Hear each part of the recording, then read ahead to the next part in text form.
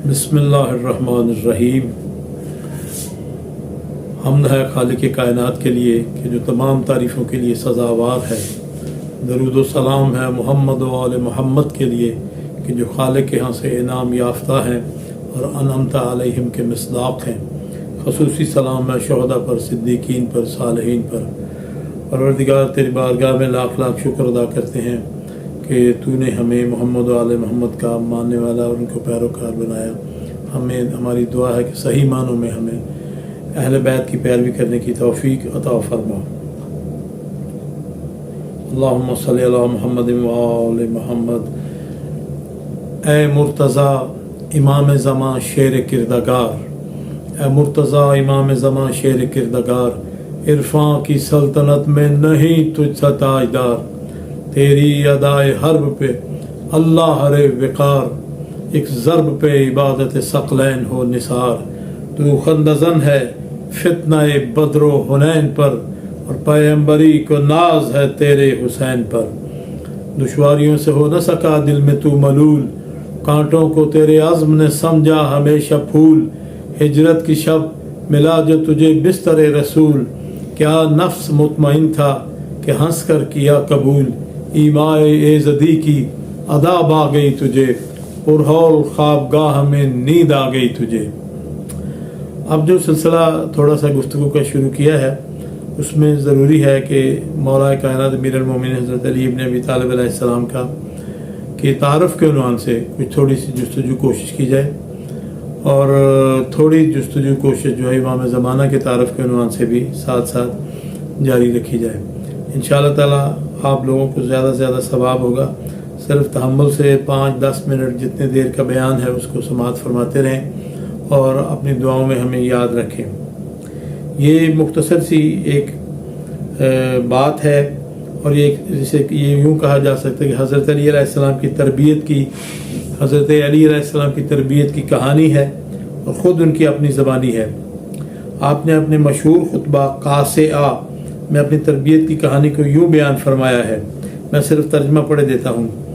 میں نے تو بچپن ہی میں عرب کا سینہ پیوند زمین کر دیا تھا، اور قبیلہ ربیہ اور مزر کے ابھرے ہوئے سینگوں کو توڑ دیا تھا۔ تم جانتے ہی ہو کہ رسول اللہ صلی اللہ علیہ وسلم سے قریب کی عزیزداری اور مخصوص قدر و منزلت کی وجہ سے میرا مقام ان کے نزدیک کیا تھا۔ میں ابھی بچہ ہی تھا کہ رسول صلی اللہ علیہ وسلم نے مجھے گود میں لے لیا تھا اور مجھے اپنی سینہ سے چمٹائے رکھتے تھے، بستر میں اپنے پہلو میں جگہ دیتے تھے، اپنے جسم مبارک کو مجھ سے مس کرتے تھے اور اپنی خوشبو مجھے سونگھاتے تھے۔ پہلے آپ کسی چیز کو چباتے، پھر اس کے لقمے بنا کر میرے منہ میں دیتے تھے۔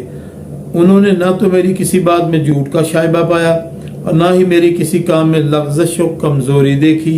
اللہ نے آپ کی دودھ بڑھائی کی کہ وقت سے ہی فرشتوں میں سے ایک عظیم المرتبت ملک یعنی روح القدس کو آپ کے ساتھ لگا دیا تھا، جو انہیں شب و روز بزرگ خصلتوں اور پاکیزہ سیرتوں کی راہ پر لے چلتا تھا، اور میں ان کے پیچھے پیچھے یوں لگا رہتا تھا جیسے اونٹنی کا بچہ اپنی ماں کے پیچھے۔ آپ ہر روز میرے لیے اخلاق حسنہ کے پرچم بلند کرتے تھے اور مجھے ان کی پیروی کا حکم دیتے تھے۔ آپ ہر سال کوہ حرا میں کچھ قیام فرماتے تھے، وہاں میرے علاوہ انہیں کوئی نہیں دیکھتا تھا۔ اس وقت رسول اللہ صلی اللہ علیہ وآلہ وسلم اور ام المومنین جناب خدیجہ کے گھر کے علاوہ کسی گھر کی 4 دیواری میں اسلام موجود نہ تھا۔ البتہ ان میں میں تیسرا تھا۔ میں وحی رسول کا نور دیکھتا تھا اور نبوت کی خوشبو سونگتا تھا۔ جب آپ پر پہل وحی نازل ہوئی تو میں نے شیطان کی ایک چیخ سنی۔ میں نے پوچھا یا رسول اللہ یہ چیخ کیسی ہے؟ آپ نے فرمایا یہ شیطان ہے جو اپنے پوجے جانے سے مایوس ہو چکا ہے۔ اے علی، جو میں سنتا ہوں تم بھی سنتے ہو، اور جو میں دیکھتا ہوں اسے تم بھی دیکھتے ہو۔ فرق اتنا ہے کہ تم نبی نہیں ہو بلکہ میرے وزیر اور جانشین ہو، اور یقیناً تم بلائی کی راہ پہ ہو۔ یہ نہج البلاغہ کا خطبہ 190 سے اقتباس ہے۔ علامہ ہلی نے اس خطبہ کو کشف الیقین میں بھی نقل کیا ہے۔ رسول خدا صلی اللہ علیہ وآلہ وسلم مادر امیر المومنین سے فرماتے تھے اس کا جھولا میرے بستر کے قریب رکھو۔ حضرت اپنے بھائی کی تربیت و کفالت کیا کرتے تھے۔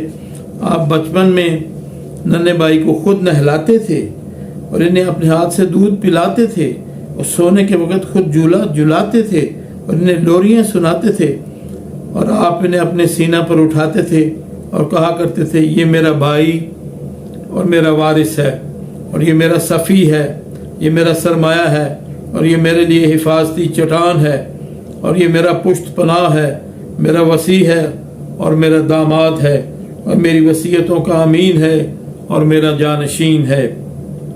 حضرت اپنے چھوٹے بھائی کو ہمیشہ کندھوں پہ اٹھائے رہتے تھے اور انہیں پہاڑوں کی گھاٹیوں اور مکہ کی وادیوں میں سیر کراتے تھے۔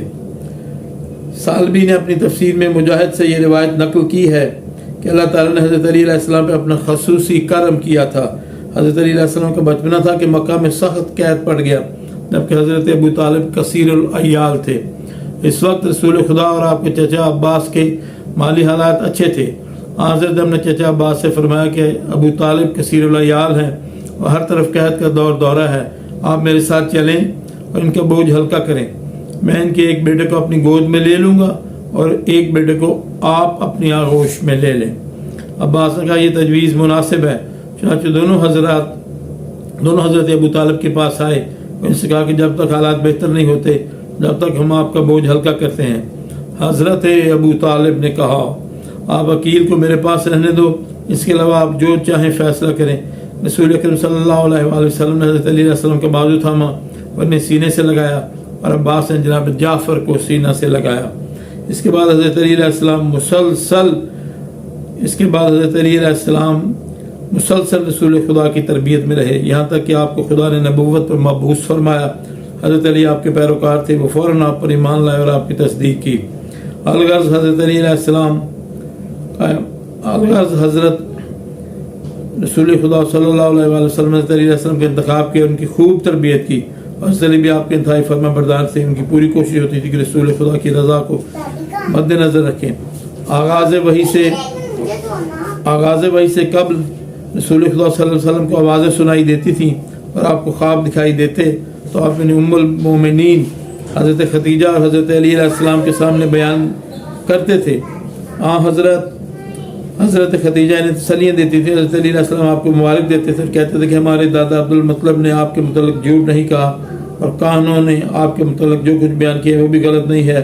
الغرض وقت کی نبضیں دھڑکتی رہیں، یہاں تک کہ وہ وقت بھی آپ پہنچا جب خدا نے حضرت کو تبلیغ رسالت کا حکم دیا۔ آج کی اس نشست کے لیے اتنا ہی رکھتے ہیں، حضرت علی کی تربیت کے بارے میں ہے۔ انشاءاللہ تعالیٰ یہ سلسلہ جاری رہے گا۔ سیرت امیر المومنین کے تعارف کے ساتھ ساتھ تھوڑا سا نہج البلاغہ کا تعارف بھی آپ کو دیں گے۔ والسلام علی من اتبع الہدی، اللہم صلی علی محمد و آل محمد وعجل فرجہم۔